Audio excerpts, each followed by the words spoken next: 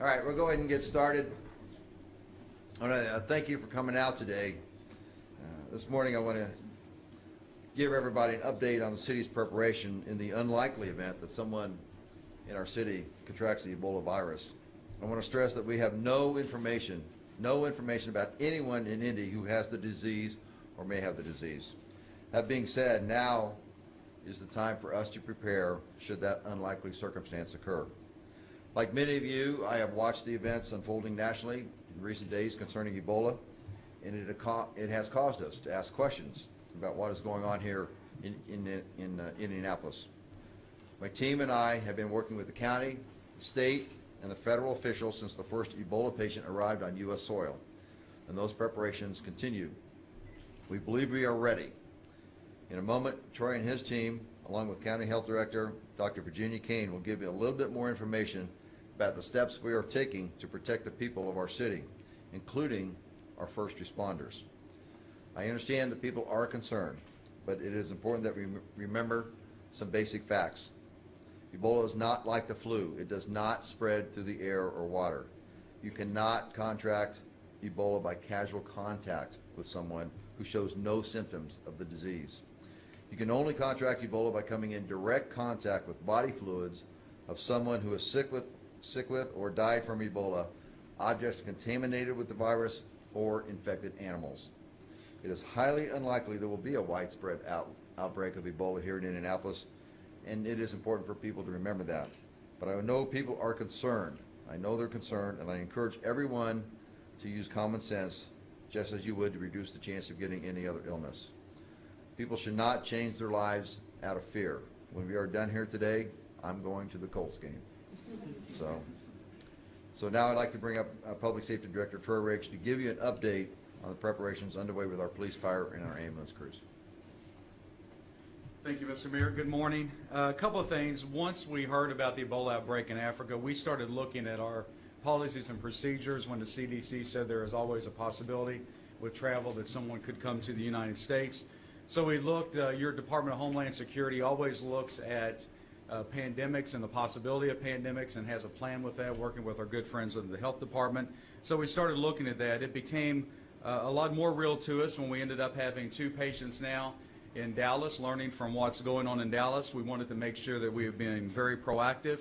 But before I go over some of the measures that we have taken, I want to be very clear at this time that the fear of this disease is greater than the actual threat at this time. I think that's important for us to realize. We are doing this because we're proactive, and that's what citizens demand, that's what the mayor demands, and we've taken the following steps. First of all, a letter went from my office to all employees explaining Ebola and how it is transmitted. We will give you a copy of that letter if you so wish. That went to 3,200 employees of the Department of Public Safety. We have also asked that EMS be placed in charge at this time. The mayor has directed that. EMS has been coordinating with all the hospitals. Our hospitals now have consistent screening, personal protection equipment, and isolated measures in place. EMS and public safety has started doing the same thing, screening, personal protection for our workforce, and also looking at transportation needs that may be needed in this time. IEMS will be assuming much of this for the county and surrounding areas if need be. We're working with our partners there, and they have already dedicated an ambulance for anyone that has a potential Ebola bacteria inside of them. At this point, IFD and IMPD have been made aware, but we'll defer any potential patients to EMS immediately. We continue to review this as a staff in the Department of Public Safety. We've been doing this for the last 3 weeks. We will continue and monitor the events in Dallas or wherever else in the world it may occur.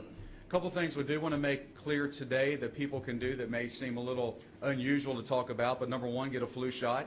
Some of the fevers and aches that you get with a flu, if there is an Ebola outbreak, somebody may misconstrue that. It could hurt our operations and could hurt the individuals within the medical community and the ER, so please get your flu shot.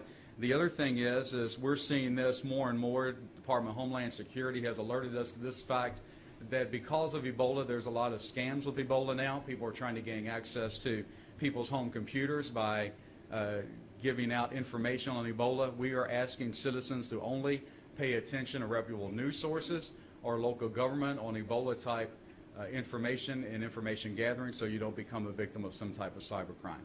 With that, it's my pleasure to introduce Dr. Virginia Kane from the Health Department. Doctor?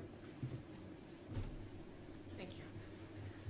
I think there are three key messages I'd love for everyone to take away from today and that is, we have the expertise in treating patients with serious infectious diseases. Number two, we are trained and we are prepared to take care of these patients.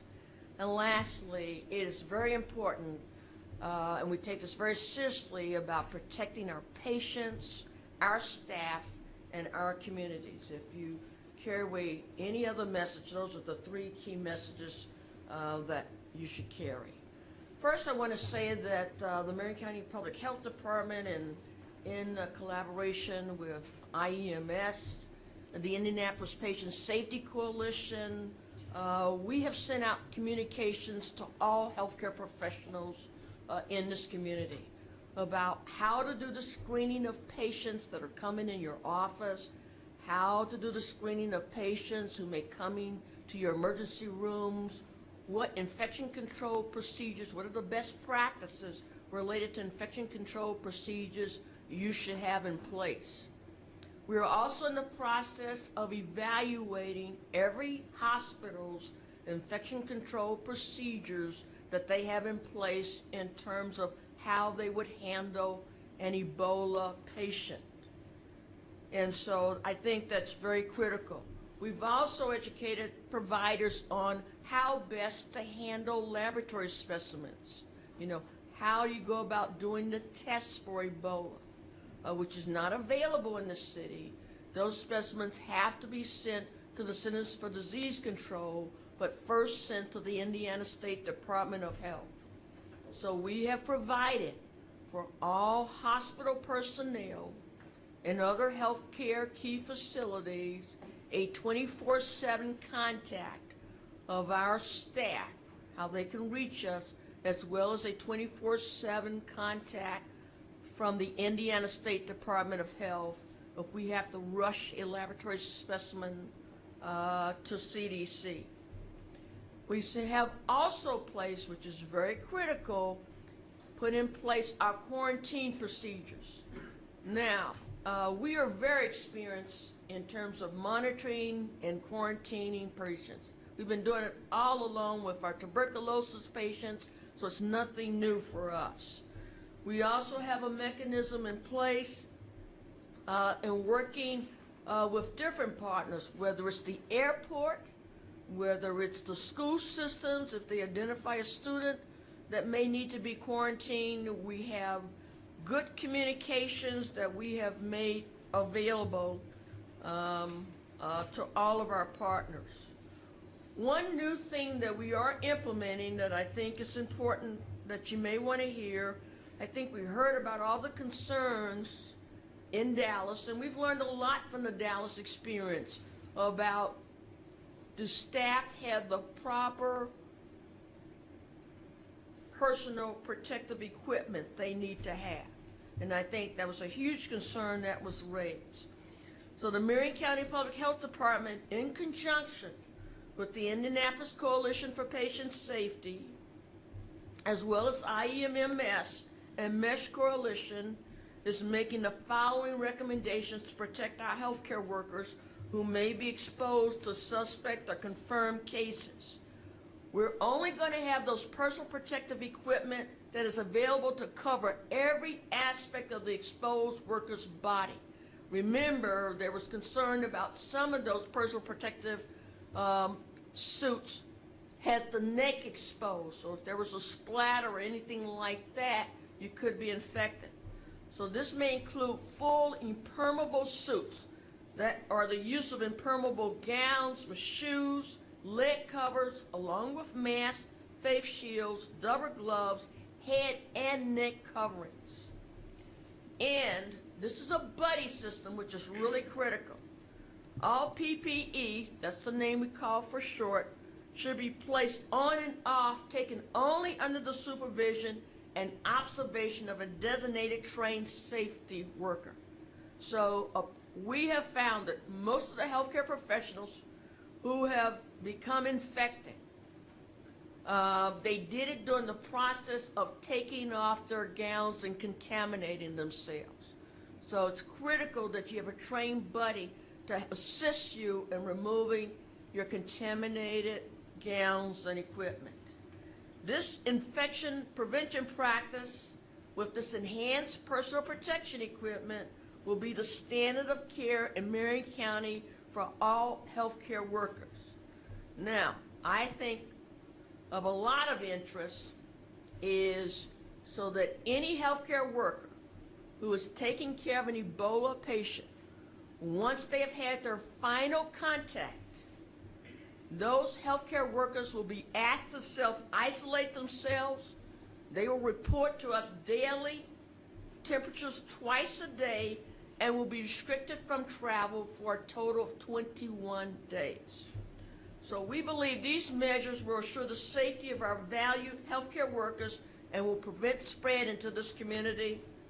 The patient's recovery, along with our healthcare workers' safety and the community's health at large, will remain our major priority. And so we just want to thank the leadership of Mayor Ballard and Public Safety Director Troy Riggs for spearheading and coordinating this efforts in regard to the safety of our community. Thank you. We are so lucky to have Dr. Kane in this community, I'm telling you. I'm a blood doctor. But, and I also want to thank everybody for showing up when we decided to have this on Sunday. I was expecting 3, 4, or 5 people to show up, and you saw we got a dozen people who are in support, who understand the importance of this. So thank everybody for coming out. Dr. Harris, always good to see you with Eskenazi, and I think Dr. Kane brought her army in with her, so all that's really good. And Chief and Val, thank you so much. Any questions? Any questions? Okay. Guess we did it good. Go Colts. Go Colts. That's right.